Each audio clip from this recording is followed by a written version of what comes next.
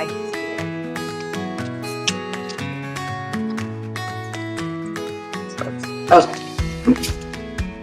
ready? Yes. Well, good morning. I want to welcome everybody to Albany. Big crowd. My understanding, we got a lot of local area directors and also certainly a lot of board there. So thank you for your dedication and certainly joining us today. We're going to at least. So if Mr. Griswold, who's the president of Albany Technical College, would you welcome us to this campus?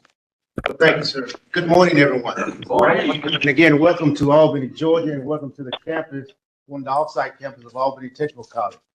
I just want to give you a brief overview of how this facility came about. And again, I encourage all of you to take a tour and see what we have here in Albany, Georgia. We consider this to be a jewel. So about 4 years ago, our former president, Dr. Anthony Parker, which most of you knew him, he and the CEO of the Phoebe Memorial Hospital came up with the concept of developing this living and learning community. We were at a nursing shortage before the pandemic, and when the pandemic hit, it exacerbated that issue. So we had to come up with a plan to produce more nursing students. So 3-4 years ago, we only had the capacity to enroll 40 nursing students per year. So the plan was to develop a facility that can accommodate 200 students per year. So we went from a capacity to enrolling 40 students to 200 students per year. So we are at that point now where we can have the capacity to enroll 200 nursing students per year. So this facility, along with adding additional nursing faculty, allows us to get to that particular point. So what we did, we relocated 4 of our healthcare programs to this location.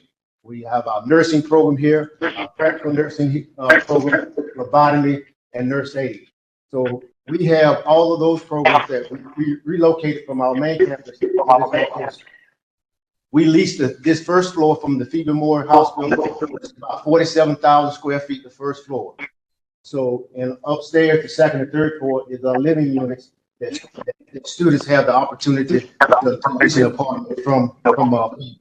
So they can live, learn, and work across the street with Phoebe. So this is a tremendous and out-of-the-box type of initiative that we take pride in partnering with, and we take pride in showing off what we can do here in Albany, Georgia. So again, we just want to welcome you to Albany Tech, Albany, Georgia. We look forward to seeing your tour and make sure that you see and tell people about what we can do here in Albany, Georgia. So again, thank you for coming in, and God bless. Thank you. Thank you. Peter, would you please call the roll? Yeah, Representative. Sorry about that. Representative Green. Well, good morning and welcome to Albany. Welcome to the District 154. And on behalf of Speaker Burns and the Governor of the state of Georgia, we welcome you to this meeting here. It's great to have y'all in Albany, Georgia. It's great what y'all do for the state of Georgia. And Ian, it's good to see you here. And Commissioner Dozier, it's always a pleasure. We raised him from a little puppy in the legislature. He's come through the whole gamut there. And there's so many things that are going on. It's great to have the people that we have in this room today. Jerry Chapman from down in Miller County is one of my constituents and works hard for this particular program. He keeps me posted on everything, all the gossip and everything else too. So thank y'all for coming and thank you for what you're doing for our area. I know that we have had a tremendous problem with the closing of the a mill at Cedar Springs with Georgia Pacific. Y'all have stepped in and helped us tremendously in that particular way. So what you're doing makes a difference. And in Southwest Georgia, we appreciate it. We certainly look forward to working with y'all in the coming days and years, and anything that we can do at the legislature, please call me. I've been there a couple of years, so I kind of know my way around now. 43 years at the state and I have become the dean of the house, and it makes a little bit of a difference now in the demand of my time.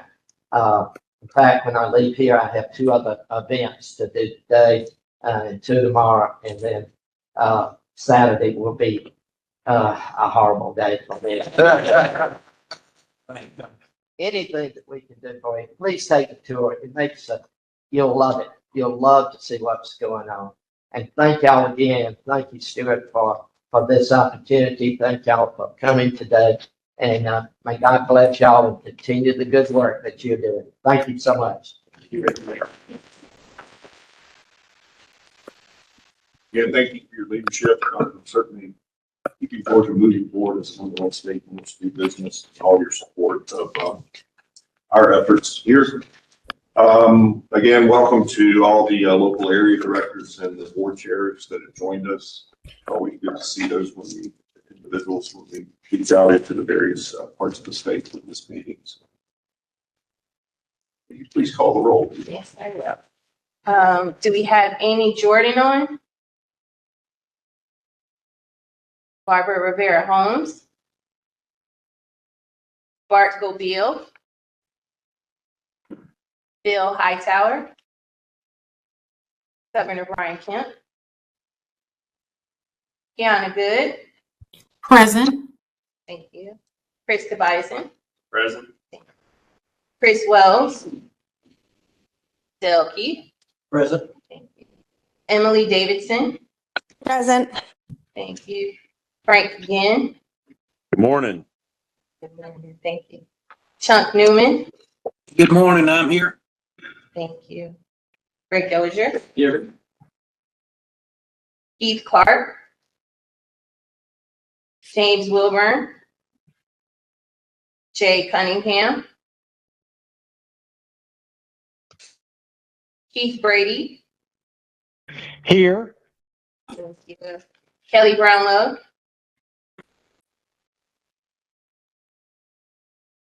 Ken Warnock? Here. Lindsay Hill? Here. Thanks. Lisa Winton?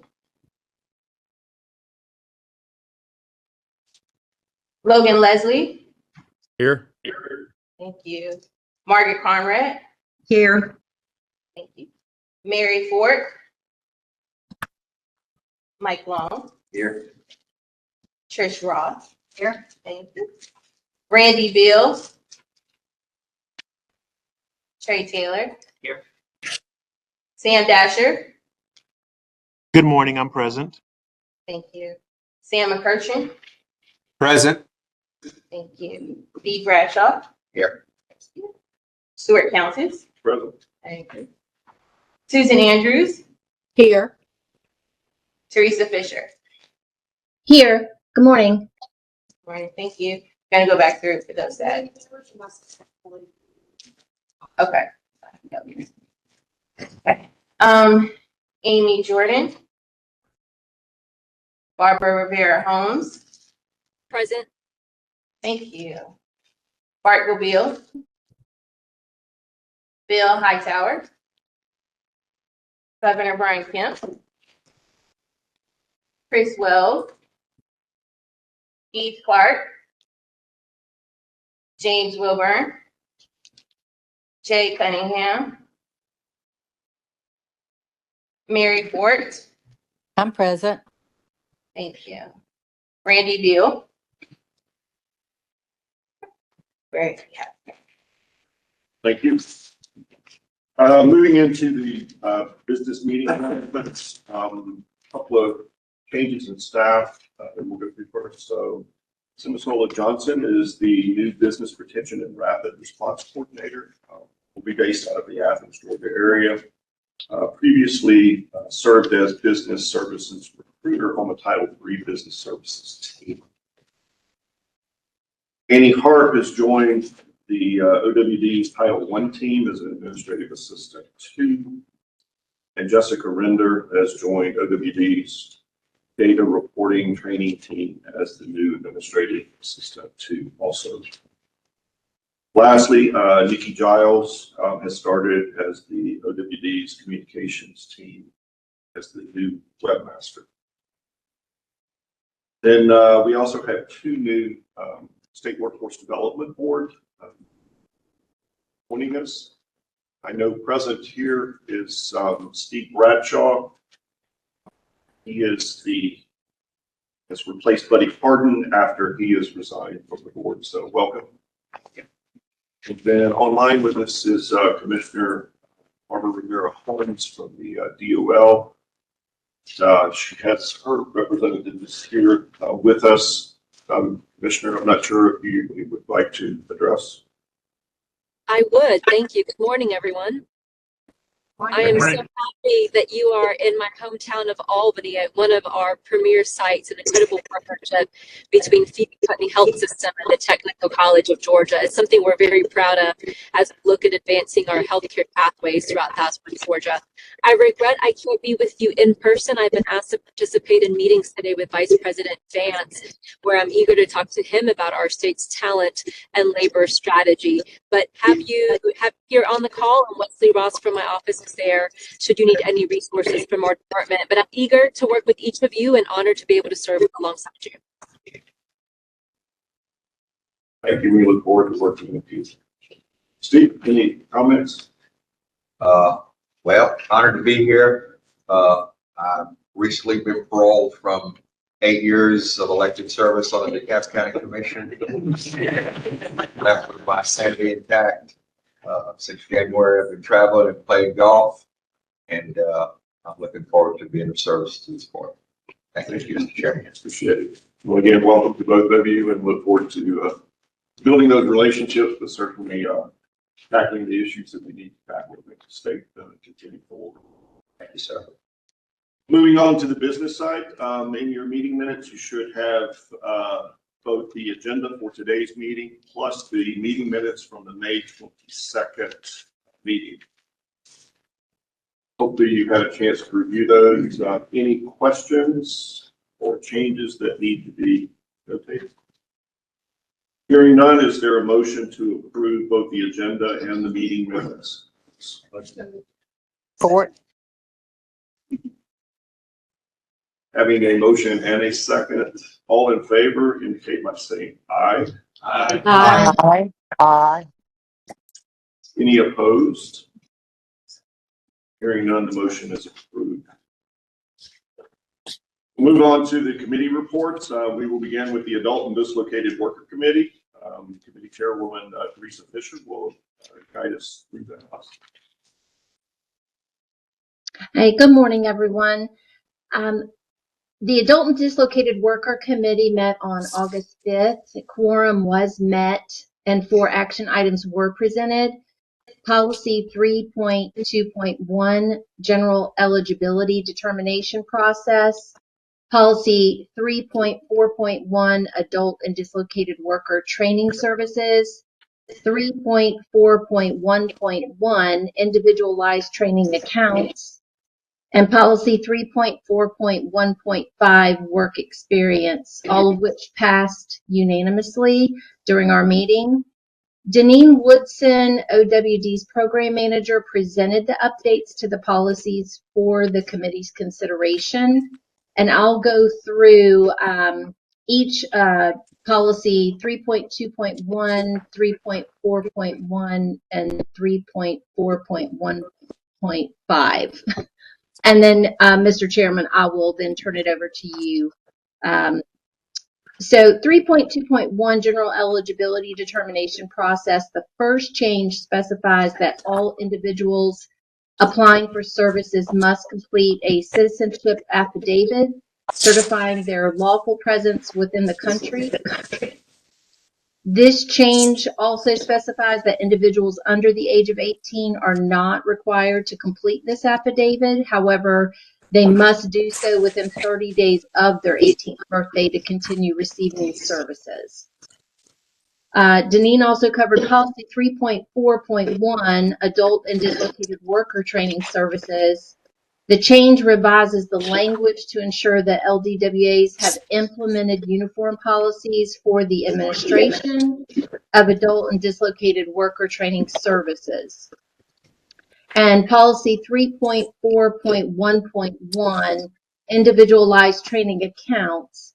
The first change specifies that individual training accounts will act as a funding mechanism to purchase training services from eligible providers. And these services must be selected in consultation with a WIOA case manager, counselor, or coordinator. The final change specifies that for participants who wish to partake in an ITA must demonstrate a financial need for assistance that exceeds available funding, such as Pell Grants, HOPE, and other aid.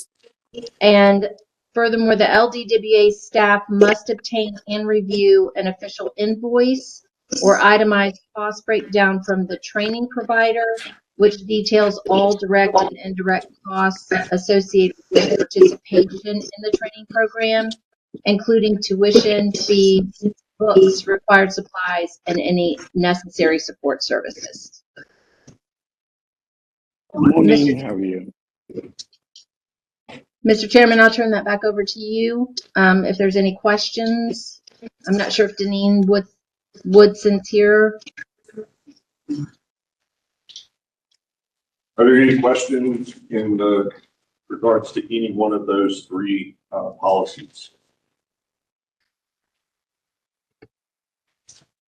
All right, so we can vote on all three of them together. So is there a motion to approve the proposed changes in policy 3.2.1 eligibility determination? So, Was in front. What did I miss?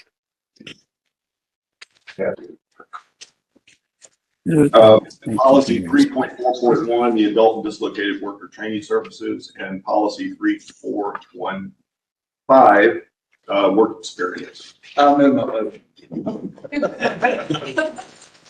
You'll get Took too long a breath. There's a lot of points in there. You know the outline. I understand. Do you have a motion and a second? All in favor of approving all three, please indicate by saying aye. Aye. Any opposed? Hearing none, the motion is passed. Moving along to Youth Committee. Committee Chairwoman, Dr. Susan Andrews will lead us through those policy changes. Thank you, Mr. Chairman. I apologize for not being there in person today, but the meeting looks like it's going well, and it looks like y'all are in a really good place. I regret that I can't be there for the tour. The Youth Committee met on August the 12th, and unfortunately, we did not have quorum. However, we did go through those same policies that you have just heard from the Adult and Dislocated Worker Committee, including the policy on individual training accounts, or ITAs. This particular revision would clarify the function of ITAs, emphasizing that training should lead to in-demand occupations, be participant-centered, promote informed customer choice, align with participants' career goals, and be selected in consultation with the LWDA staff. And additional guidance is provided on establishing participant financial need documentation and verifying total training cost. In this particular meeting, since we did not have a quorum, we did have consensus to carry this forward to the executive committee. So the executive committee did recommend bringing it forward to the full board today for a vote. And so I will give that back to you, Mr. Chairman, for you to call a vote on 3.4.1.1 individual training accounts. Look at it. Look at it. Look at it. Is there a motion to approve 3.4.1.4? Second. Having a, yeah, one fast.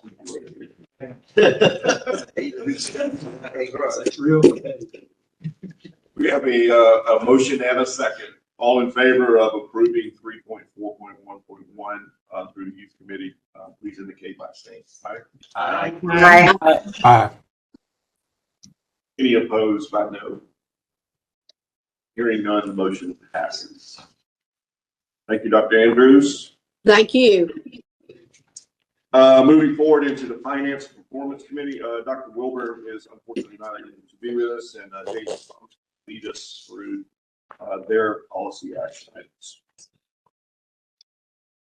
Good morning, everyone. In Dr. Wilburn's absence, the Finance and Performance Committee met on Tuesday, August 12th, 2025, and did not meet quorum. There were two policy updates that came before that committee. One was presented by Compliance Manager Gerald Sidnor, 1.7.1, which will include that last piece that talks about the LWDA must also notify OWD within 10 business days of any major staff changes, including management, new hires, promotions, and or terminations / layoffs. The policy was already in place for directors, for chief local elected officials, and also board chairs. But now we want to extend that down just for upper level management within the local area. Also, we heard, section 4.4.5, which was the registered apprenticeship programs. There were some changes to that policy. Chairman Chris Tobiason will go over that in just a second with you all. I gave a brief finance update in which I talked about the PY25 grant awards being released to the local areas of youth, adult, dislocated worker were all released. Those contracts were sent over for them to start using those funds.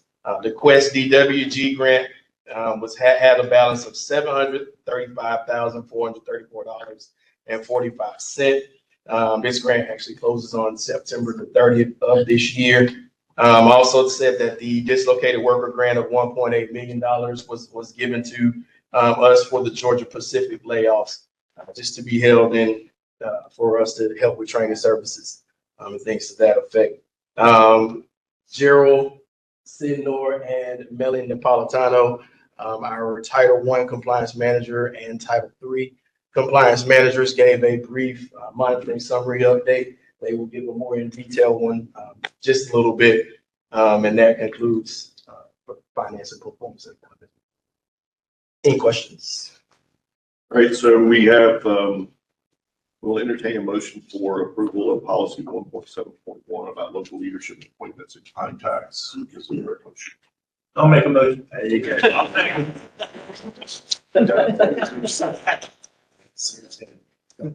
Football season.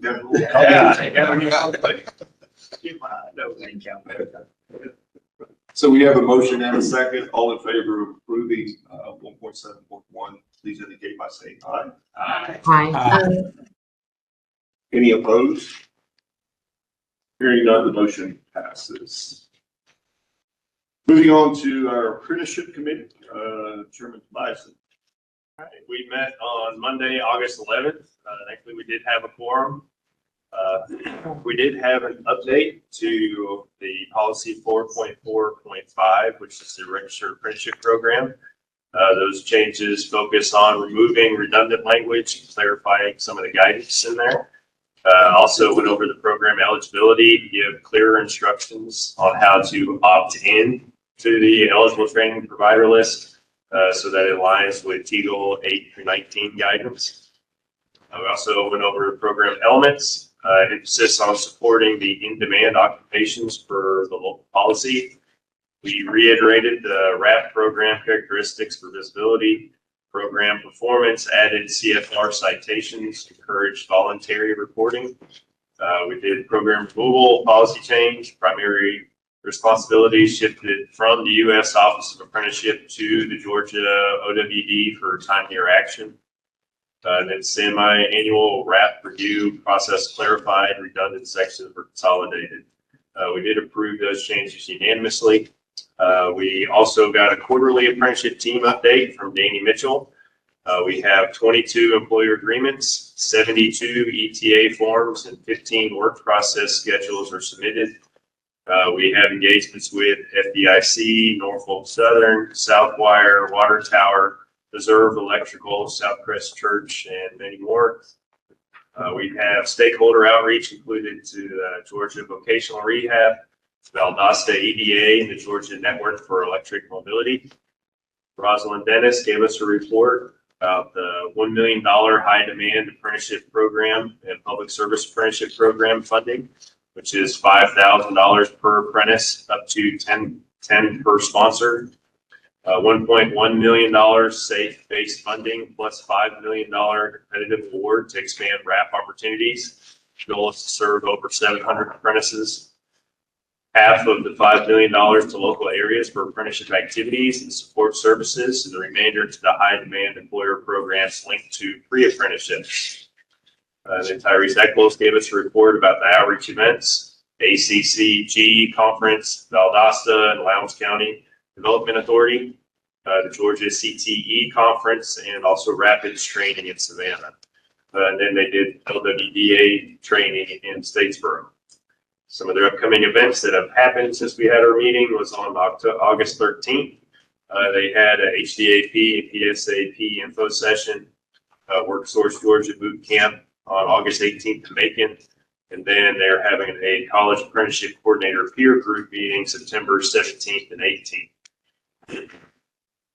So that concludes my report, but we do have the approval for the section 4.4.5. Are there any questions? Was that redundancy if I'm under point 1.1.1.1? Very common, yes. Just keep adding sections. Good, right? Point 5. Any other questions? All right, hearing none. Is there a motion to approve policy 4.4.5, the registration program? So moved. Or second.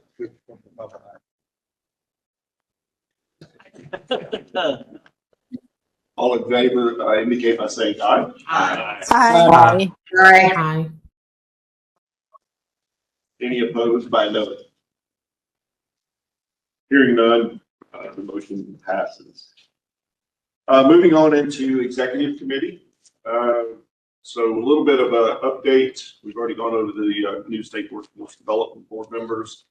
There was a discussion that was carried on with the governor's initiative and certainly with the role of the Office of Workforce Development, how to go forward with these pathways. Many of you have seen those lists, not only from a state point of view, but a regional point of view.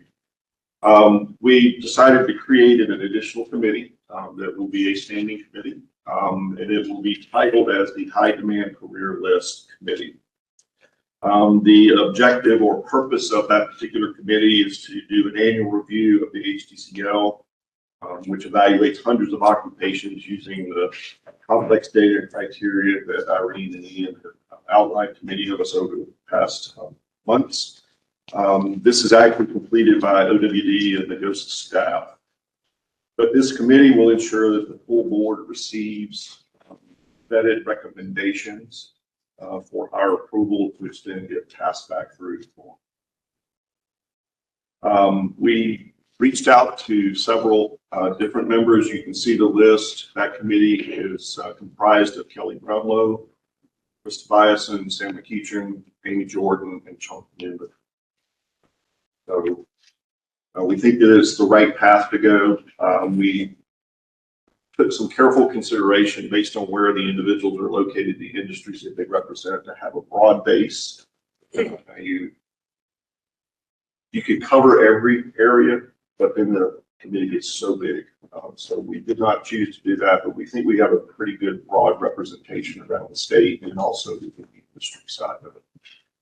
So I will then pass it over to Karen if she has any comments that she would like to add. Right there, right. I know it's not Karen. Yeah. I was looking for, yes. Yeah, we're going to segue into Ian and Irene in just a couple of minutes, but if the obviously I'll give you an opportunity to add right in a second about the work of the executive committee. Thank you, Karen. I'm very pleased that we've set this committee up as we have these new responsibilities for the board. I think this is going to be a great way to vet the work of the executive branch office, different offices, because they compare the list for y'all to be involved in that preparation and vetting process, and then fulfill y'all's their responsibility to approve all the lists. So I want to thank the people who were on the committee, volunteered to do that, or been voluntold. The only thing I would add to that is that while, our team works hard to put together our agendas, and our agendas flow from a lot of the committee activities and the necessary policies and so forth, that we need you all to approve and give feedback on and so forth. If there are any topics, particularly like the high demand career list, that you would like us to specifically explore with you more deeply, or make sure that we address from a different perspective than we have in a board meeting, or you want to hear for something particular in a board meeting, please do not hesitate to make those suggestions to either your staff that are attached to your committees, to Nia, to myself. We're always open to hearing what you would like to hear about and become more informed. Any other questions about the speak CEO? Okay. So we'll move forward into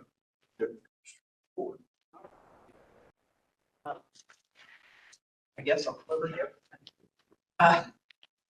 Good morning. I appreciate everybody being here. Those of you who could make the drive to Albany, we're grateful to have you. And we're also very grateful to Dr. Griswold and his team for the work that they've done in prepping and hosting us. It's a terrific facility. I love being able to let others see it and showcase the work that they do. Also, I just want to say a big shout out to Melody Pierce, Area 17 Director, and her team. I don't see her right this second, but they played a big role in coordinating with Nia and our team in prepping for the meeting. And so when we do these outside of the perimeter and in different areas, a lot of times it requires a lot of coordination with our hosts and with our support areas. So we're just really grateful for that assistance. Couple of updates. So the Department of Audits and Accounting, they continue to do their evaluation of the WorkSource Georgia system.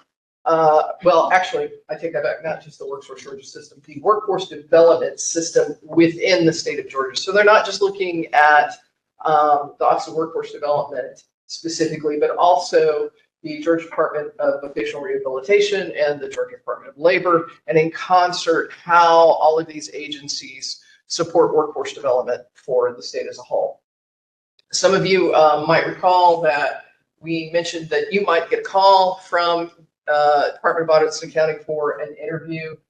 They wanted to speak to our board members. And so they did reach out, and so our executive committee is going to be interviewed by DOA staff to kind of get their insights on how workforce development functions within the state.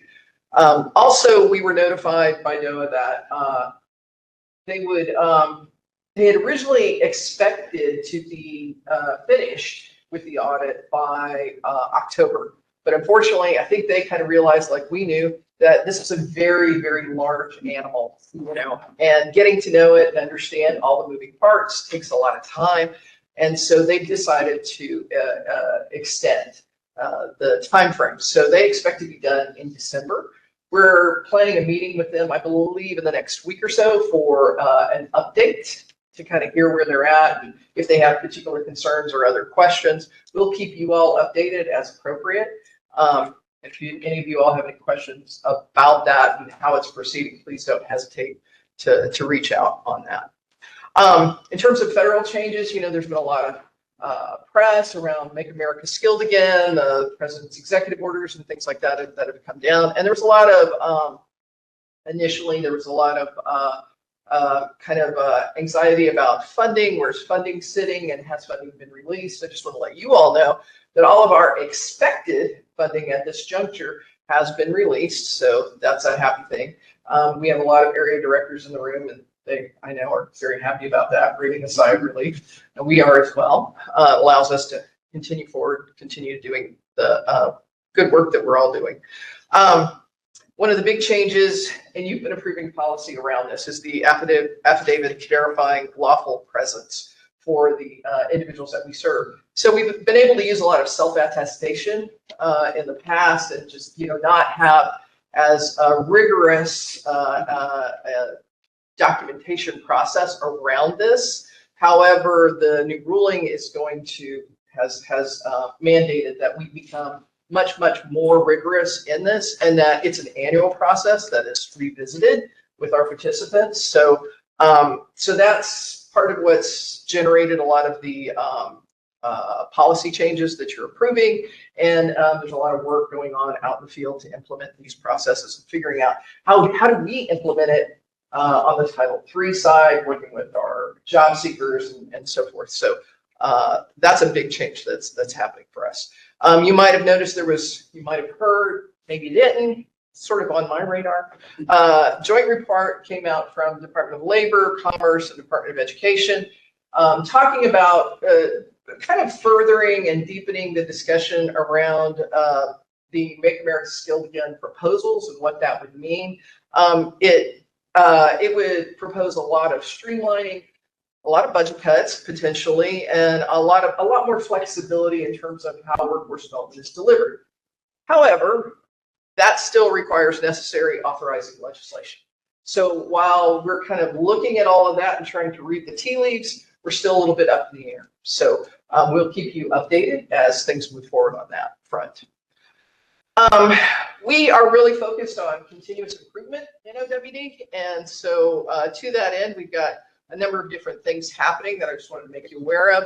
Next week, we're pulling all of our managers and directors together. We're going to have a 2.5-day leadership meeting in Macon, really focusing on strong management skills, leadership skills, implementation of our strategic plans and goals, and then also just kind of some basic refreshers on HR policies and so forth to make sure we've got really effective and confident managers out in the field who are supervising our very large field staff.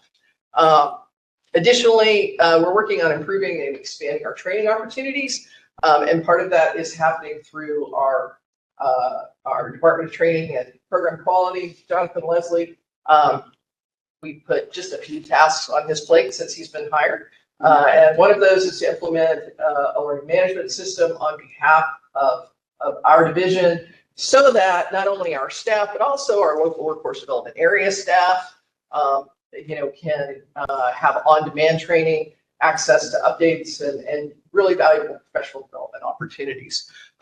There are a lot of ongoing enhancements with the geographic systems portal that includes the labor exchange system. We're excited about those and continue to implement those. That requires a lot more training with staff and so forth, but continuing to push that forward. And also we have the opportunity through our users groups and so forth, and the work that Damon and Stephen do, to make recommendations to geographic solutions regarding enhancements to the portal. So as we see possible improvements to the system that we're using, we can push those up, and sometimes those get implemented. Many times they do. We're big users and they like to respond to us, it seems. We're embarking on a new website build. This will be a long process, but we're excited about it in that it will be parallel to our TCSG website, and it will sit on top of the portal. So we'll have something a little zhuzhier for participants to see, something that's a little more inviting and easier to navigate. So if you're a job seeker or if you're an employer, you can readily recognize what resources and how to access them, see what's available to you within our system. Our employment virtual agent, we continue to work on expansion of that. I've got some flyers here if you're interested in kind of being able to see some of the collateral and materials that we're putting out around. It's in 8 locations right now. We just ordered, well, we've got them in 15 additional kiosks, if you will, and intend to roll those out throughout the state as we move forward. Really hard with our Department of Communications to just continue to raise awareness around our work. I'm really pleased. Some of you might have seen the press release around registered apprenticeships that came out. It got a lot of airplay, and I was really happy about that. Could be coincidental that we have a new director of communications. Could be coincidental that registered apprenticeship is a really hot topic. I prefer the former versus the latter, but it's certainly we're doing a lot of good work to kind of raise our visibility so that people know who to go to get a job, who to know to go to find good applicants. And we continue to work to align our system resources. We want to capitalize and leverage on our resources with the technical colleges. One way we're doing that is implementing a pilot with our career services centers in 3 of our colleges so that college staff have access to utilize the system, the portal system, in a similar way, not as extensively, but in a similar way as our Title III staff do. There are limitations on that because of federal requirements and so forth. They're not technically our employees, but where we can leverage that access, it will empower those staff to be able to serve students and serve employers utilizing that system. So those are some of the things that we have going on. Does anybody have any questions about any of that? That's great. So we've got some changes with our local workforce development areas. And really, the most notable ones are that we have 2 key retirements. Long time. Well, one of them will tell you how long her time has been, and that's Carol Rayburn. She is retiring. And also Rob LeBeau, who is here with us today, the Atlanta Regional Commission. So we just wanted to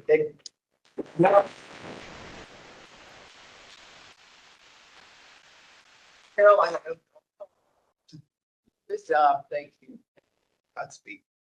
And then last but not least, we continue our work with the governor's workforce and education strategy team and are excited to be able to continue and advance the HBCL work as evidenced by the specific committee that we put in place and the continued action that our team is taking to look to see where we need to make sure that we've incorporated elements of our strategic plan, our performance metrics, and things like that, so that they align with the HBCL goals and the vision that the governor's office has.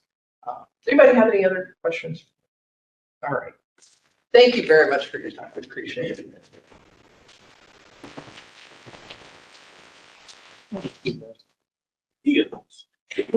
So Ian Fairway will provide a update from the governor's Top State for Talent initiative.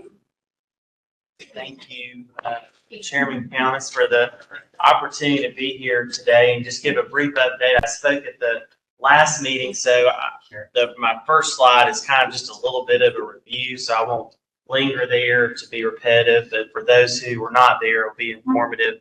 I do want to thank our new appointed members and particularly Commissioner Holmes. I think she's going to be a great partner and a great addition to this board. And thank you, Wesley, for coming down to represent her. So the Top State for Talent initiative is, most of y'all know, is the governor's second term higher education initiative. And we have had, over the last 3 years, a lot of success, but it's kind of nice to see now in year 3, a lot of that work is starting to come to fruition. And we have an official logo. So there's our logo. The governor actually picked Top State for Talent as the name for his initiative. So that's not just something that a bunch of branded folks came up with. He actually came up with that. But here's kind of a review slide of everything, really the last 3 years. Started with Georgia Match Direct College Admissions Program, which is the first of its kind in the country and the largest.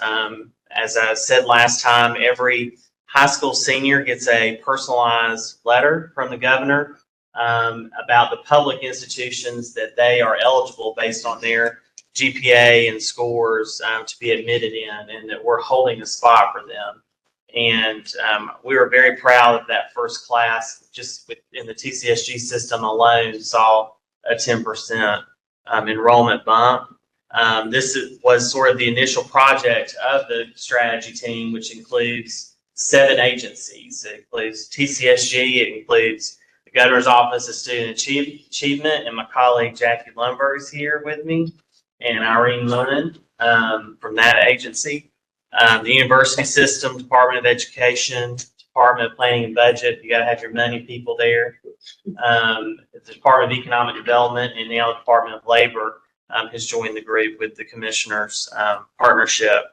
And then some other accomplishments we're really proud of course, is the bill that created the unified high demand career list, which sort of is why I'm here today and why this group got pulled into this. Is this was the right place for that list to be developed and approved, because y'all are kind of neutral. Y'all can be the experts, the industry experts, but you're not here for just one of those agencies. Y'all serve the entire spectrum. So that's kind of the nutshell of this. I didn't want to go through all of that. I'm going to focus a little bit on this slide of what is coming up and what has happened since I spoke to you last quarter, I believe. So Georgia Match was meant to grow the pipeline of students.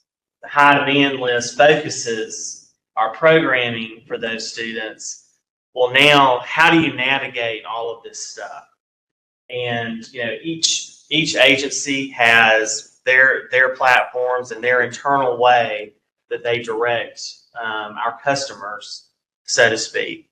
Well, this group, the strategy team, we had a subgroup that is working on a career navigator for the entire state and for all of the agencies, and that is a big lift. And we are so proud that last week the RFI, request for information, was posted on DOAS's website, and we're getting a lot of good feedback. So we're very excited that this really kind of the capstone piece of this, the third leg of the stool, is really starting to take place. And I want to thank the entire team at TCSG and Office of Workforce Development, who, really have been part of the backbone of getting us here. And then earlier, last month, Commissioner Dozier and Chancellor Perdue announced a statewide articulation agreement on some healthcare pathways, and that is was part of the Top State for Talent Act of encouraging more articulation between the systems, and that is a big leap forward and another testament of the hard work that the folks behind the scenes are doing out there.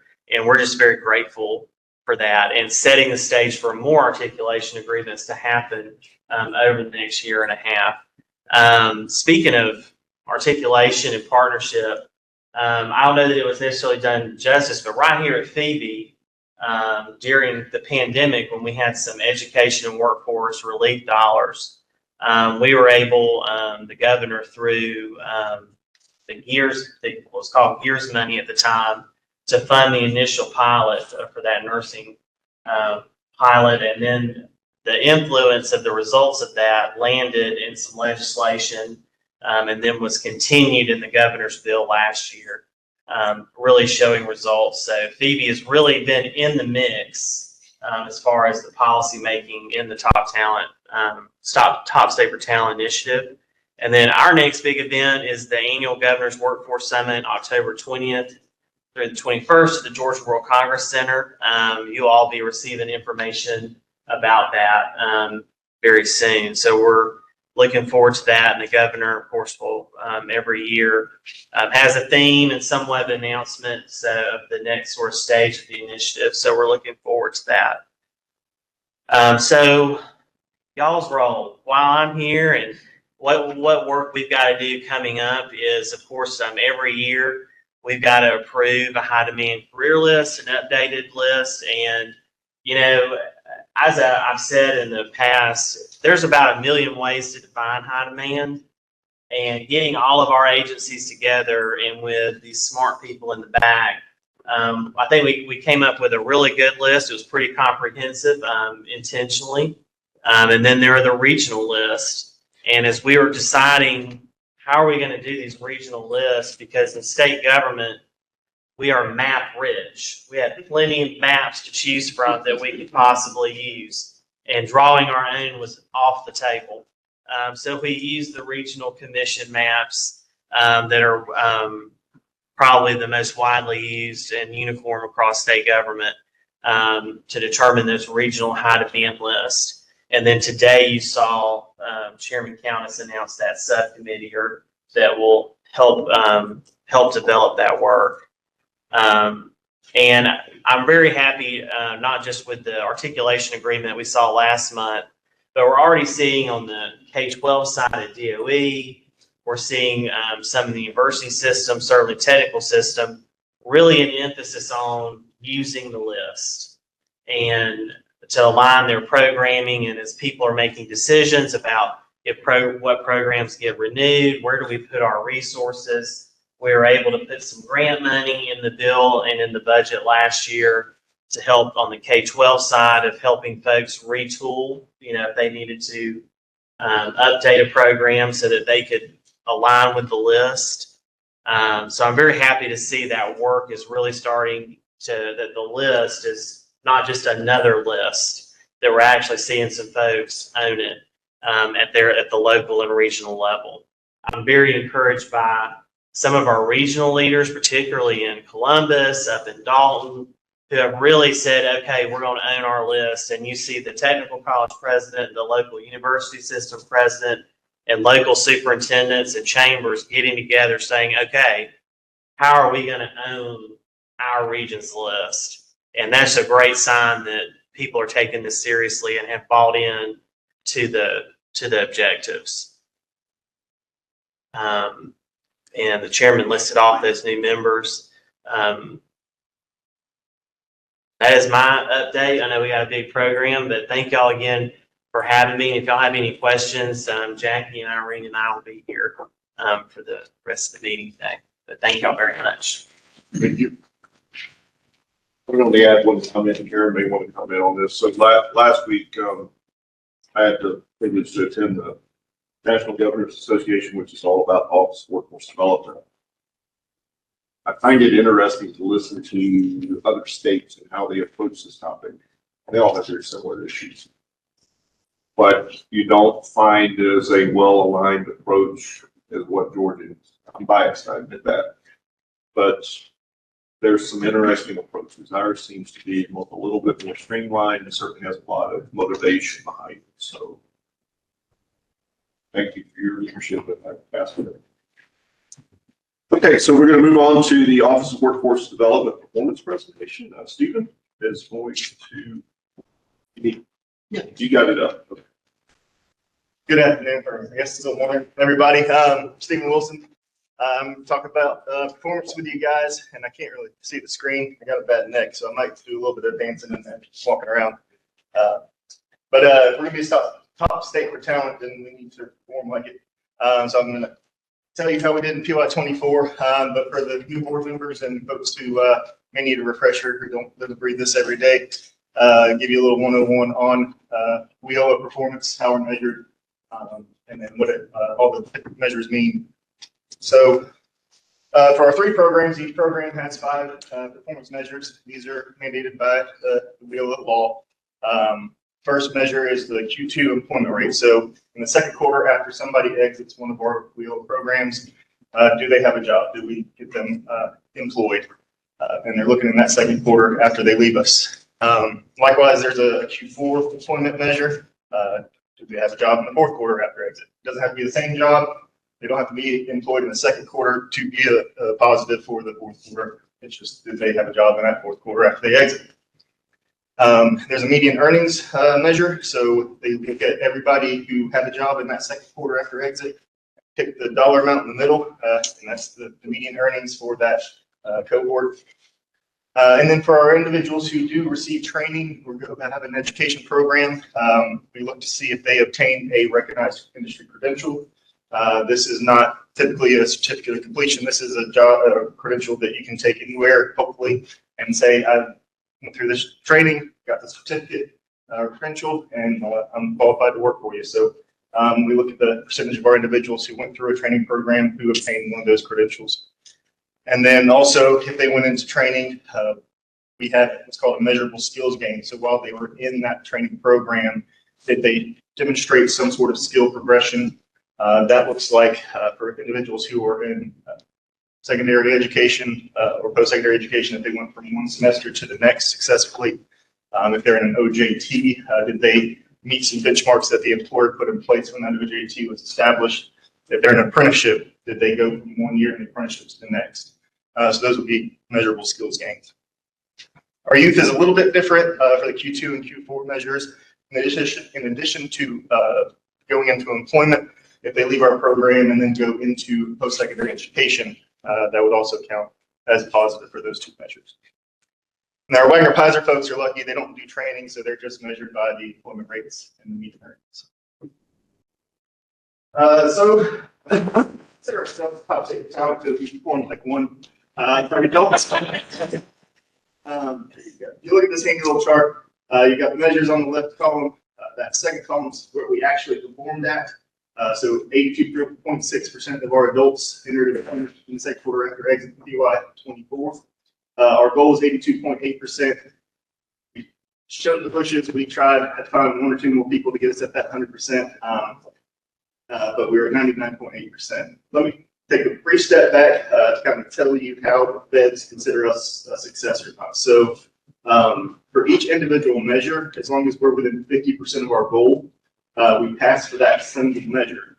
Now, you may think that's pretty generous, but they also look at the average percent of goal obtained for the 5 measures of the program to give us our overall program rating. So if we take one measure, we do great. As long as we're at 90% average, we pass for the program. And if we're at 50% of our individual measure, we pass for that measure. So if you go down the list, you'll see Q4 employment, we are at 102.2% of our goal. Median earnings, 104.1%, 7.2% for virtual attainment, and then 122.9% for measurable skills gains, which gives us an overall program average for our adults of 105.2%. So we more than exceeded that 90% threshold and are in the good graces of our feds. Dislocated workers, similar story. We're over 100% for all 5 of our performance measures for PY 24, with an overall score of 109.3%. And then for our youth, similarly, overall, we're at 102.2%. Some of those kids can be a little hard to wrangle and focus and finish. So central team measure, right in that 90.3%, didn't weigh our average down too much, but well within that 50% for the individual measure. So overall, very strong for youth especially. So this is PY 24. This was reported on last Friday. The due date was August 15th. So we haven't had a chance to see how other states stack up. The feds are taking their sweet time getting us a national picture. So I can't tell you, if we are the top state, but passing all of our goals indicates that we would be, like we said, in the running. And would be remiss if I said that these are state performance results. If I was smart and drew the connection that UWA was tomorrow, and we'd have a lot of directors in the room, I would have provided some more local data. I'm not smart. I do want to highlight that state numbers, we don't directly serve anybody, and we are kind of one. All these great numbers are by here, over there, over in the back, from here. So everybody in the director, raise your hand, smile, receive the recognition.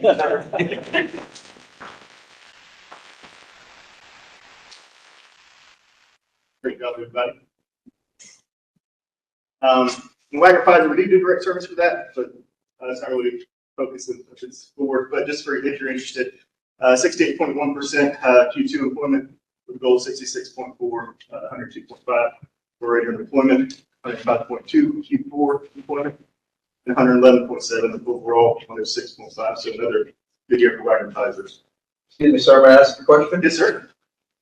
Can you tell me what negotiated goal means? That's the terminology I was not familiar with. Thank you. Thank you, Brent. Because I should have said something. So every 2 years, we have to negotiate with feds our performance for the 2 program years coming up. So we completed 2 years ago our goals for PY 24 to PY 25. It's a negotiation with Department of Labor's ETA office. They look at our past performance, look at participant characteristics. Are we serving difficult to serve populations, or are we having economic conditions that may be difficult to navigate? They stick all that data into a statistical adjustment model, basically a regression model, and say, well, in the past you did this, here's your cohort of participants, here's where we think you should be. So it's less of a negotiation and more of a tell me why you're not going to hit this number if you want to be lower. But we still say negotiated. But that is the target that we speak with USDOL every 2 years to come to an agreement. This is what we're going to aim for, or this is what they think we should hit. I will say in the past few years, they keep ratcheting us up and up and up and up. We used to have goals in the 70s for employment, and skills gain goals were 30%, was the new measure a few years ago. But every 2 years, we keep going up and up and up, and our funding keeps going down and down and down. Something it's so I'll leave that for somebody else to talk about. Just in case you're interested, so who we served last program here, you can see the demographics across the top, gender, race, and age. We served overall around 10,000 people. 6,000 of them carried over from the previous program year. We added 3,600, about 5,000 completed the program and were exited over PY 24. And so in PY 25, we carried in 5,432 people. You'll notice kind of year over year, we're bringing in about 1,500 fewer people. So we'll probably totally serve about 1,500 fewer people, maybe even less if we don't add more people to the program over PY 25. It's the shaded Georgia calendar. Yes, sir. Explain that. I would love to. So every year I give this presentation for a couple of years just to show the distribution of our wheel participants across the state of Georgia. Regarding remember, Nichols County was always the one hole in that. We filled that hole last year. Had two new holes in the western portion of the state. I think it was Quitman and maybe Clay County. We filled those holes. This is the first year, at least, that I've done this presentation and tracked it, that we have every single county on the map. So we've served at least one person in every single. It's awesome.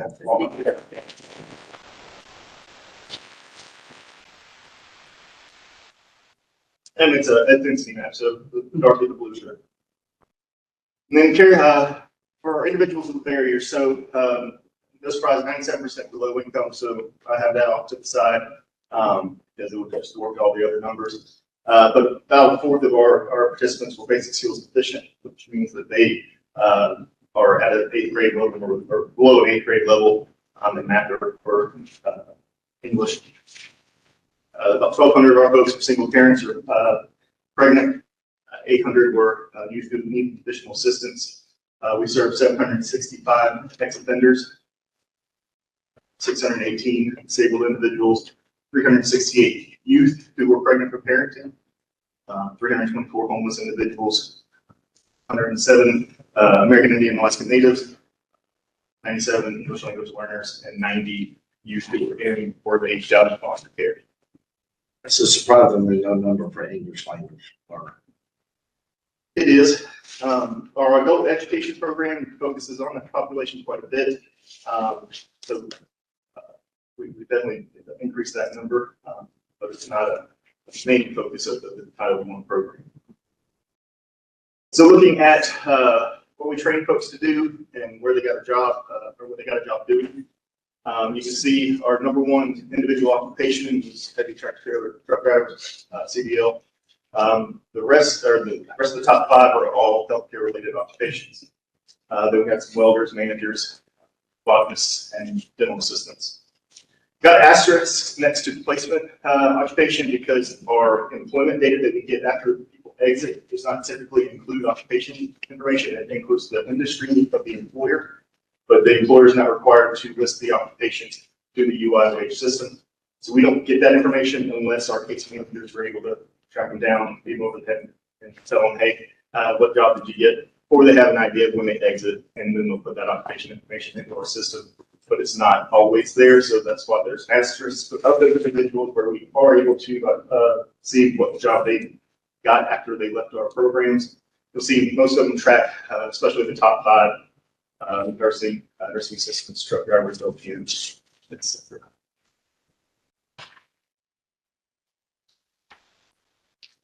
This graph will kind of highlight our impact in terms of what wage were folks earning before they came to us.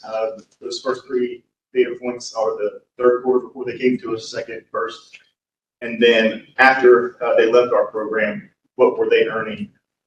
And the orange line are those who continued training. So those who went through our program were enrolled in some training programs and then left us. The blue line are folks who just came to us for some resume help or maybe some interview coaching, something of that nature, did not go through a training program. And you can see the difference it makes when we're able to train folks. Again, training takes money, and I'll let somebody else have that conversation. Okay.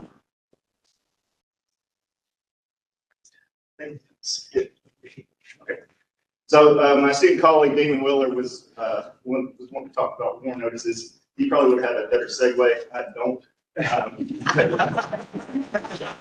Pretty good. It's pretty segue.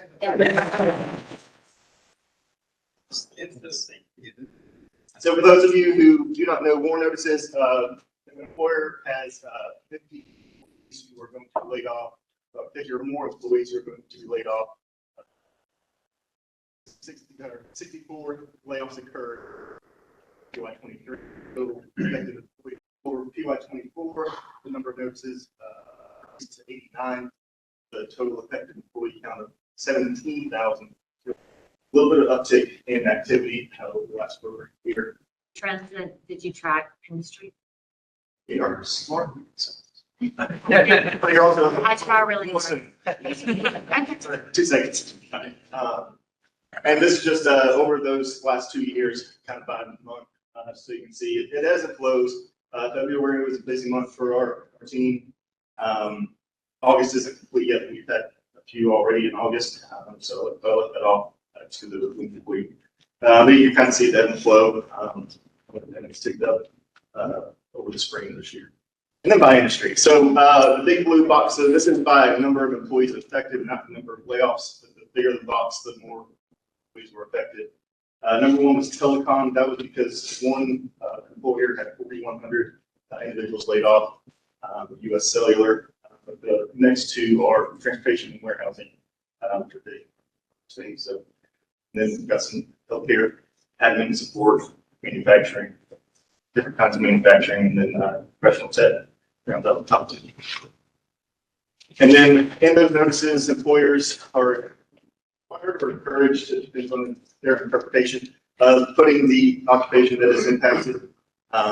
And when you go across all the notices of the last 2 years, stockers and order filers is number 1 at 661 individuals, production, customer service, retail, and cargo and freight agents right off the top 5. Truck drivers is number 6, which is big in our world and real estate. So got some opportunities there. And if you're curious, that's the public website for more notices. List. So that list actually show the companies too.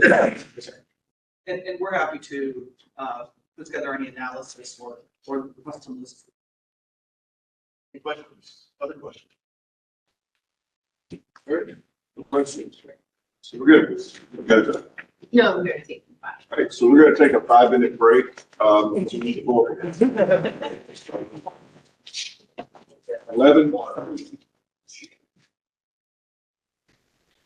All right, so call ourselves back to order. So our next item is our monitoring summary report. Cheryl Sindor will provide that update along with Melly Napolitano. All right, hello, I'm Melly Napolitano. This is Gerald, and we're going to be talking about the monitoring summary from this year. So why we monitor? It is required by law for LWTA's. Monitoring is a required condition of receiving funds. It helps to ensure compliance with federal requirements, promotes program quality, shines a light on best practices, identifies training needs, and informs where program resources are needed. Title I LWDA monitoring. First, we start off with the scheduling. We reach out to the LWDA and it dedicates we short certificate. But typically, we allow y'all to pick the time range that you want to get you the scheduling based on that. There's an entrance meeting. We get together with the LWDA and staff and we talk about what we're going to cover in the on-site visit.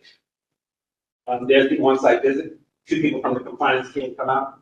They talk about, they ask questions around programs, finance, and compliance, while the finance team and the program team are behind the scenes pulling samples doing their review. We have the exit meeting where we discuss what happened during the review.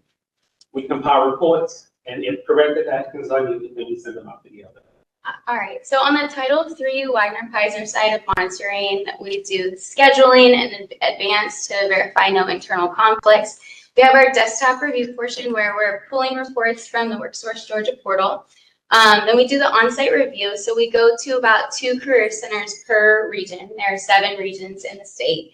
And then we do the corrective action process. So we are looking at individual employee issues and concerns to policy and training development and the implementation of new processes.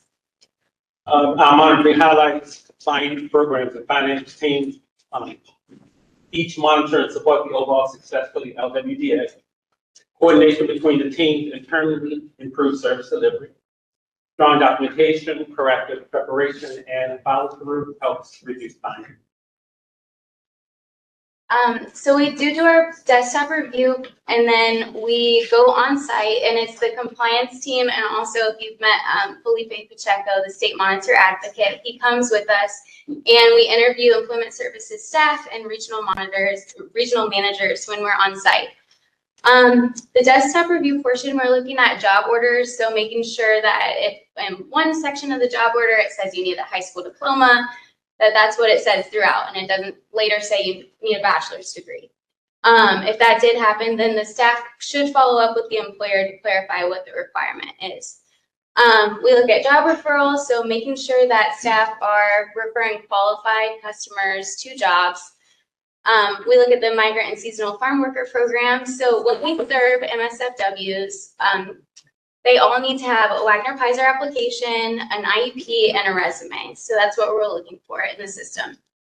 We look at workshop attendance, and that needs to be tracked in the portal. So that's what we're looking for, is the tracking.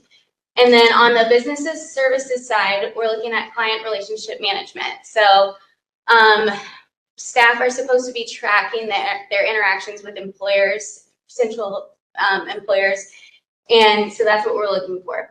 Then the on-site review portion, we look at customer flow, referrals to partners, and this is part of an interview with staff. Virtual services, employer services, LEP services, which is limited English proficiency, data verification, MSFW services, and the complaint system. We also observe staff with customers. So a lot of times we'll sit on the other side of the cubicle while the staff is meeting with the customer, and we'll listen to the conversation, make sure that they're providing all of the services that we're supposed to provide. And then we also listen to recordings and make sure that when staff are on the phone with customers, they provide all the same services that they would provide in person. Title I, most common findings, missing documentation, the IEP wasn't there, citizenship affidavit form wasn't there, missing documentation. Late follow-ups, we all know what follow-up is. Missing or unsigned IEPs. Best practices on the Title I side, we like that you all conduct internal review, the service certificate monitoring, we love that you all do that. We find that the LWDAs are talking to each other, talking about these findings and how do we do it. We love that you all are doing that. And for our part of the best practices, we're giving you training and technical assistance. On the Title III side, so common findings were inconsistent job orders, referrals of customers who were not qualified to jobs, workshop tracking. So maybe the workshop was really well attended, but the customers were not tracked in the system. On-site findings, so common findings are with the migrant seasonal farm worker program and the complaint system. And a lot of times that's because in certain areas they don't serve a lot of migrant seasonal farm workers, or they don't have a lot of complaints. But it's still important that they are well versed in the policies and procedures. And then virtual services. So when staff answer the phone, they should be saying, "Hi, this is Melly with WorkSource Georgia. How may I assist you?" And then provide the same resources and services as in person. And they weren't always doing that, so that was a common finding. Best practices: in certain regions, there were really high numbers of job referrals, which is great. And we did observe high quality workshops and community resources in select regions. These are the list of the findings that we found from the last monitoring season. Findings are things that violate local, state, and federal policies. In the financial monitoring area, there were a total of 7 findings, and that's across the state. There were 2 under records management, cash and revenue recognition, 2 under contracting, and 3 under sub-recipient monitoring. The programmatic area, there were 14 findings. 6 were participant eligibility, 1 was employment services and training, 3 were follow-ups, and 2 were grievances. Compliance had 2 findings. 1 was local elected official review, and the other one was workforce development board review. Yes. How does that relate to other states? Are we, looks that good? What is that? I did not do a comparison. In the mailbox, there is a total monitoring summary report for you all to review. I can put that in the summary report for you. It would be interesting to see, because for statewide, it seems low to me. It seems like we're doing pretty good. It's progressively getting better. It really is getting better. Same thing I said about my wife cooking. She's not with me, of course.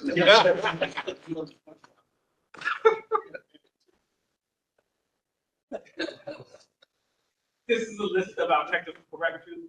They don't rise to the level of finding, but they do have corrective action. For finance, technical corrections, there we go. Under finance, they had 0 technical corrections. Finance is sort of black and white, so it is what it is, so there probably wouldn't be any technical corrections. Programs, they had 9, and all of 9 of them came under program administration. That was probably like a missing document, unsigned IEP, or something like that. And compliance for freedom. All right, so this is the total desktop findings per region in PY24. So all the regions are listed here. The highest number of desktop findings was 6, and the lowest was 3. And you can go to the next slide. And again, I kind of touched on this earlier, but the highest percentages of desktop findings were in the job order category, workshops, and job referrals. Go to the next slide. Oh, sorry. It's like a up and down bar graph. 1 before, I think. Yeah, okay, so on-site findings. So the highest number of on-site findings was 8. And then Region 6, this year they had 0 on-site findings. So they, in our interviews, they answered all of the questions correctly, which is good. Percentages of on-site findings per category. So I already touched on the complaint system, services to MSFWs. Employer services, that's making sure that when staff answer the phone and it's an employer calling, that they know how to assist the employer with creating an employer account. And then, or in person, but more often it's on the phone. Customer flow. So that's once a customer comes into the Career Center, signs in at the kiosk, that the staff know which logs to be monitoring.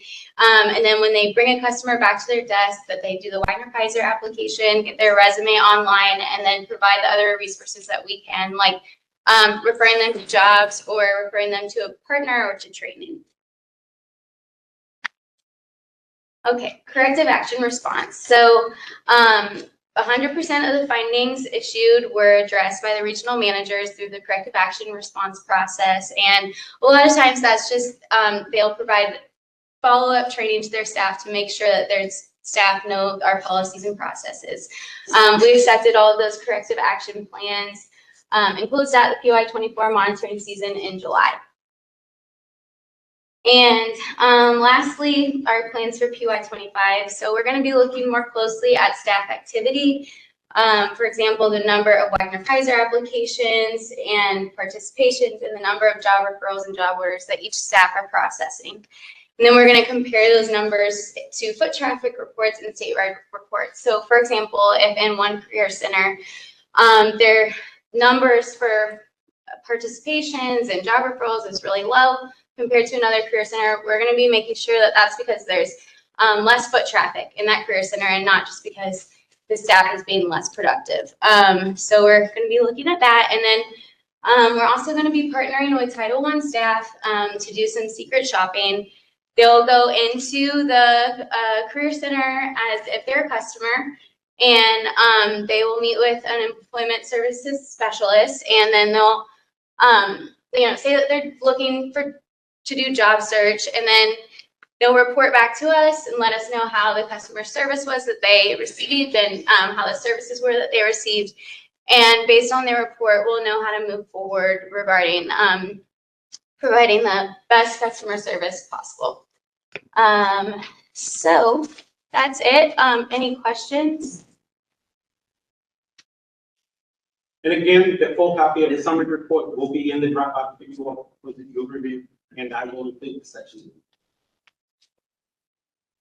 Thank you.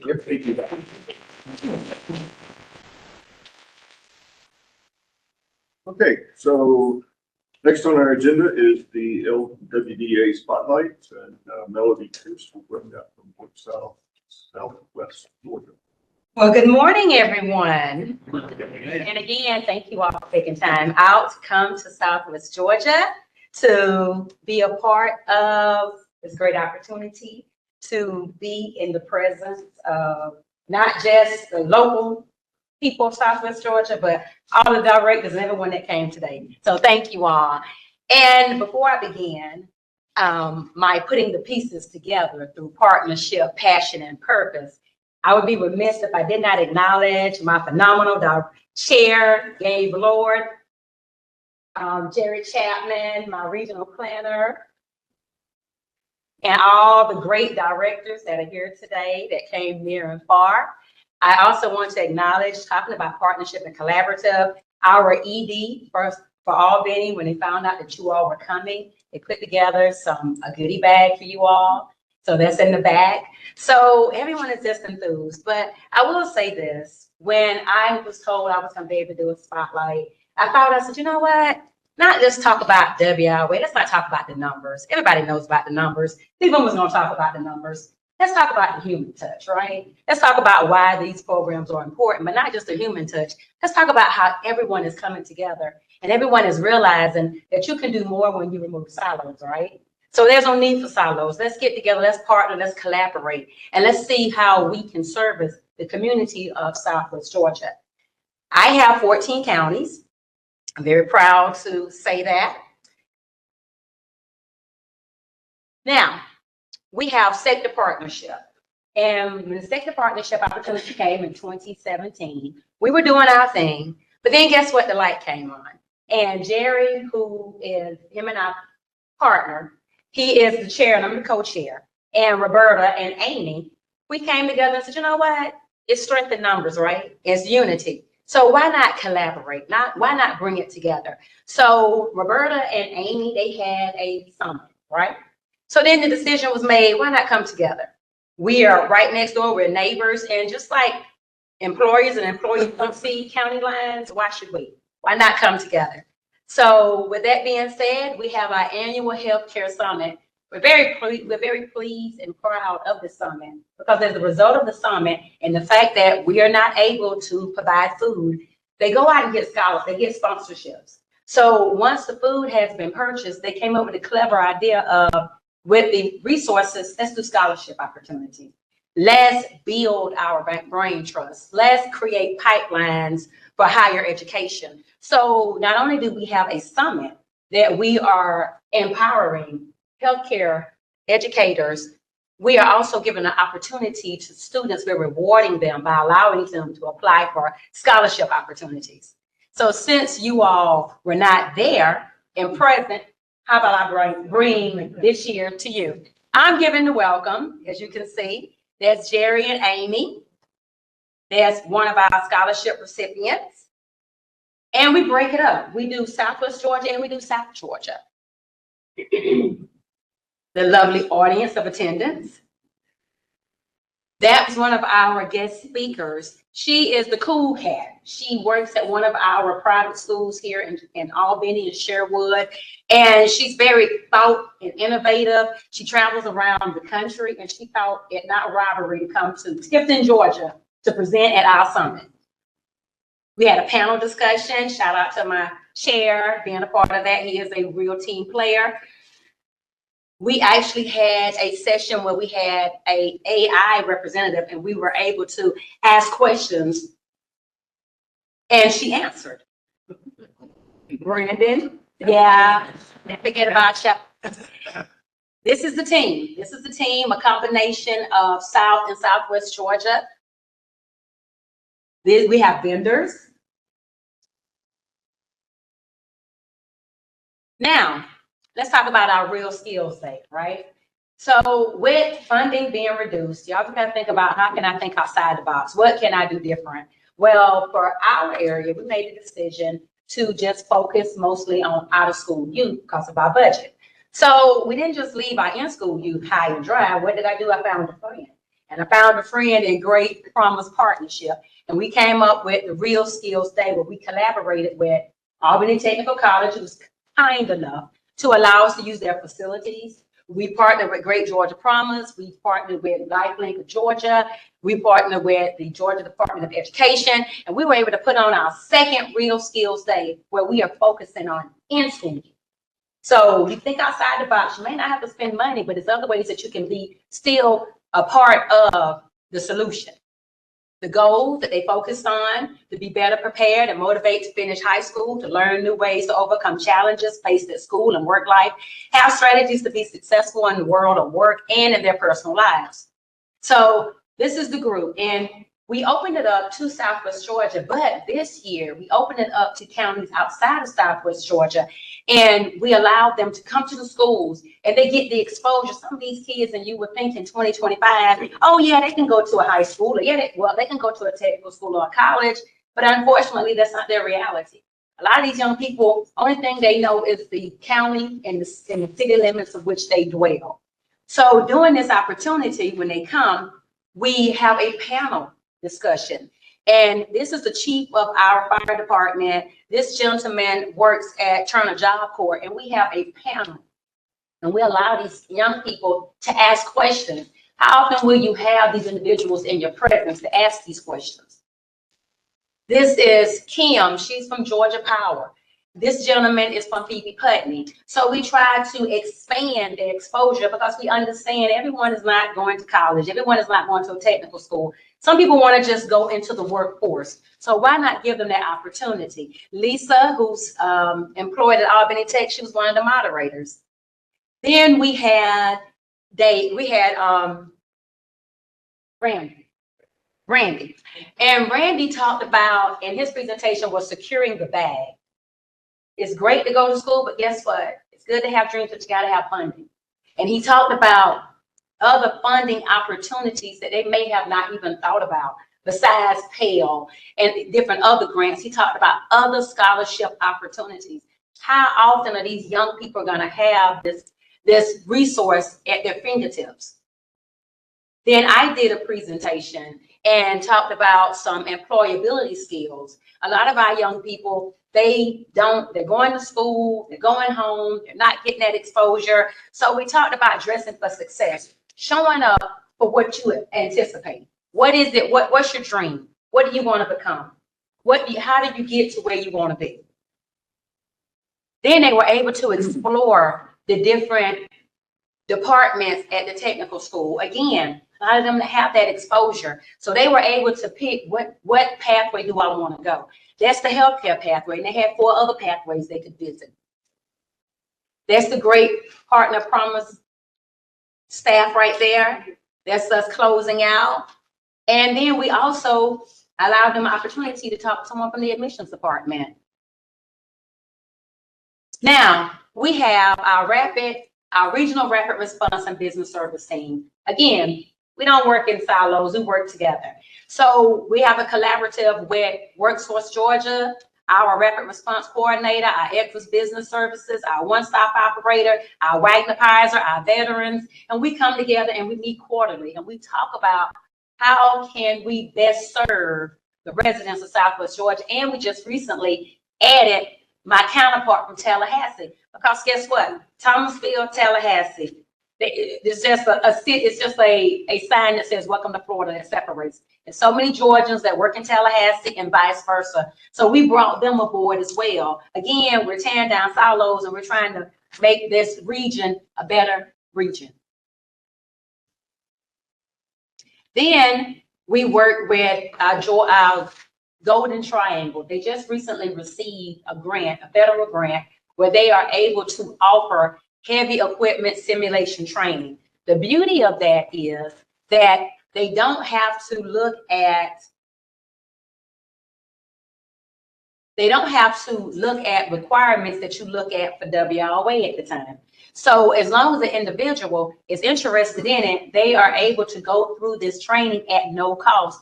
The grant ends December of 2026. So I called together a group of my counterparts and we were hosted over at the facility and we came together. They gave us a presentation to enlighten us of the opportunity.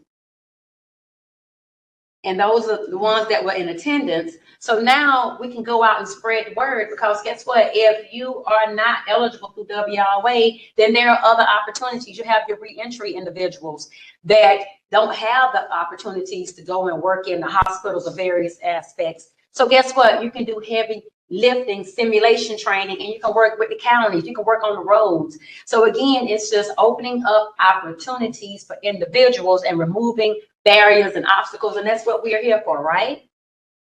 And Sean also sits on our board as well. He's awesome. And this is the actual truck, the training trailer. But this is the great thing about it. They will go to where you are.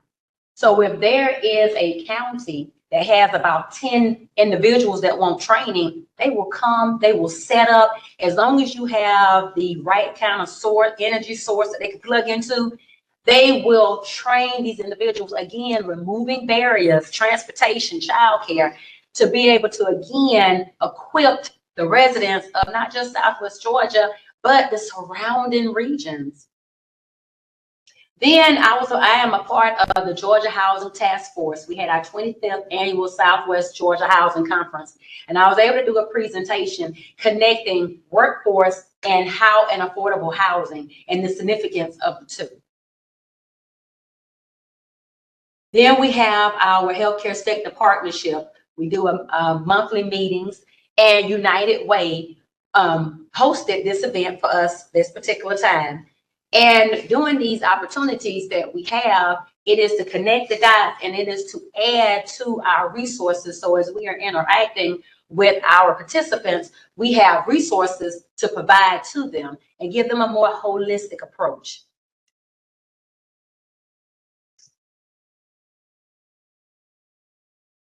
Then we are a part of the Albany Area Chamber, and we have a Go See tour. And with the Go See tour, it is connecting the business community to higher ed as well as K through 12. And it's, again, providing opportunities to connect these students with businesses in the community to look at opportunities such as internships, apprenticeships, OJT opportunities. It is to bring the businesses into the schools.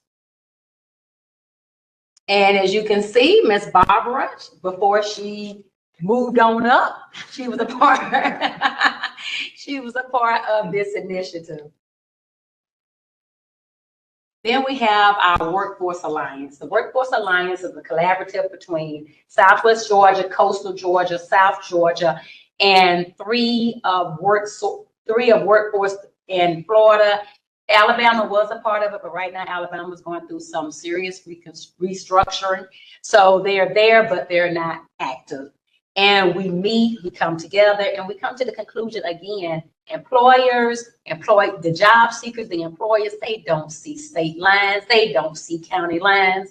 If a business is coming to your area, they don't care if they're in Thomasville and Tallahassee, or if they're in Waycross, they just want a workforce. And we come together and we look at best practices, we look at solutions, we look at opportunities, and most importantly, we communicate, we talk, we pick up the phone. I can call them, they can call me, and that's the great benefit of being a part of an alliance. When people realize there's no longer I in a team to survive, that's what keeps us better and keeps us stronger. And that is some of the alliance right there. And then we're also a part of the different collaboratives in the community. We are part of the Mitchell-Baker County Collaborative. They hosted their annual meeting. We try to be a part of all the collaboratives in the 14 counties. Jessica, she's awesome. She's a rock star. So we attended that last final meeting of the year. And then a brainchild. As I met with Kim from Georgia Power, who participated in our Real Skills Day, she reached out to me and she said, Melody, Georgia Power wants to be more active in the community. I said, okay, Kim, what do you want to do? So don't ever call me with a solution if you're not ready to go. And I said, what you want to do, Kim? And she was like, let's put a group together. So we had our first annual meeting. Turner Job Corps hosted it, and this is just one of many that we had back in June. So I'm very excited about Georgia Power coming on board and wanting to put together a community alliance with the different businesses and the technical schools and the educational partners and all the other community partners to build a stronger Southwest Georgia. And we're focusing on funding, training, and hiring. And I just wanted to kind of share a success story about one of our participants, out of school youth, who was having challenges with her math, having challenges in her career choices. And she attended Turner Job Corps. She went on and received extra assistance.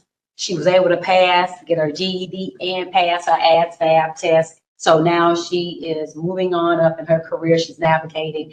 And I will say this, and I bet if you're looking at that slide, you said, now how in the world can an executive director have her hands on all these different avenues?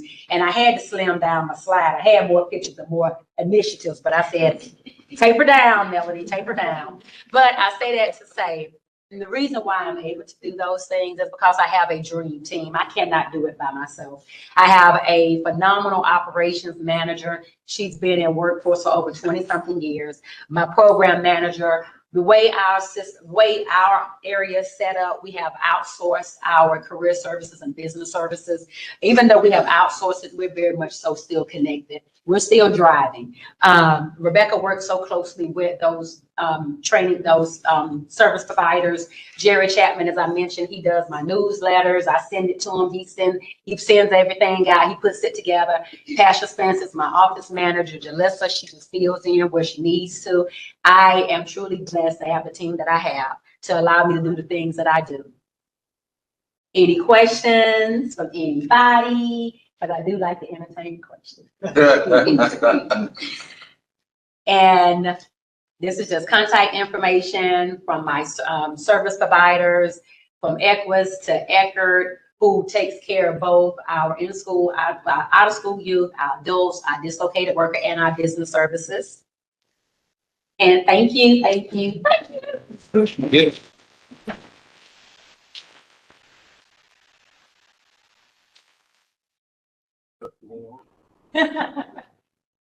Thank you, appreciate it.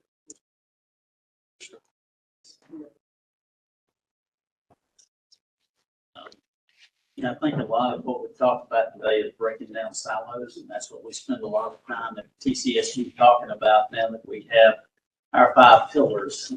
Steve, it may be a little overwhelming seeing Title I, Title II, Title III. We talked a lot about Title I and Title III today, which is Title I we owe, and Title III is Wagner Pfizer. But when you look at the globalness of what the governor and the General Assembly is, I believe, trying to attempt by bringing workforce under one shelter at TCSG, it's pretty powerful to think about how you really coordinate that. One of the things that kept coming up today, and it's been coming up, gosh, since I joined this team 5 years ago, is that WIOA funding continues to dissipate. It's one of those things that we know we have needs, but we also realize that we've had a great unemployment number that ends up driving some of that loss of funding. The great thing is we keep working together and looking to break down barriers. And love Melody's presentation there. You know, we're blessed in this state to have HOPE funding. We're blessed to have opportunities that as we continue to navigate serving the clients that need help and making change in their lives, that the more we coordinate, the better off we are. Now it takes some more money. Don't get me wrong. At the same time, we're truly blessed. I will say this, I couldn't help but get distracted by your laptop in those presentations. And I started writing down a few of the stickers as you flip through. And I love the excitement when I saw love, blessed, hope, know your word. I think if you look at what we represent here today, a lot of those stickers, I didn't see a bad one. There was one. I just ignored it. But I really think that kind of represents what we're here talking about today. It's changing lives and giving opportunities. And so it's an honor to be part of this, Stuart. Thank you for giving me a chance just to kind of ramble. But we truly are blessed to have a great team working every day to change lives on the forefront in each county across this state. So thank you to everybody in here, what you guys do to truly change lives. Thank you. Absolutely. Appreciate your leadership within the state. Anybody else have a question or? Sure, if I may, I just wanted to remind everyone that our next board meeting will take place in conjunction with the TCSG Fall Leadership event in Savannah. And we're actually working hard to kind of firm up those plans, identify the number of rooms that we need to reserve for board members. And so Nia's going to be reaching out immediately to ask for your confirmation. I know sometimes it's like, what, you want a commitment right now? It's like, yes, we do. Trying to lock that in. Really, really hope you can all join us in Savannah. It's a good event. It'll give you an opportunity to really commune with other board members, the TCSG state board as a whole, the boards, and then just some good programming that happens. So looking forward to seeing you all there. Hope you can take advantage of that. Do you know that date, like just off down here? 0.7. Thank you. If I stole your thunder, I apologize. It was next on the agenda. You're all Okay. So we do have lunch. It's ready now. It's outside. And then I think some of you may have signed up for the tour of the Living and Learning Community Center. Please take advantage of that. But get your lunch first, and then the tour will start at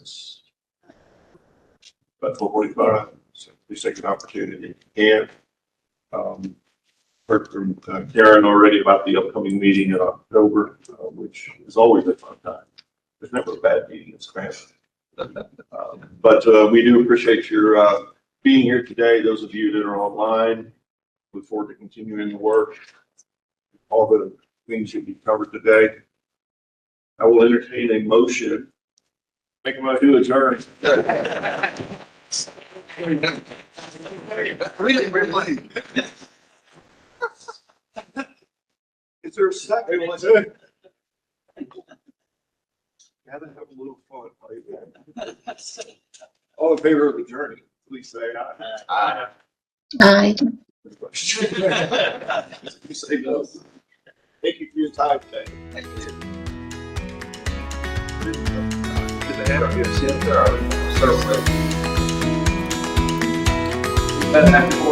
Yes, sir.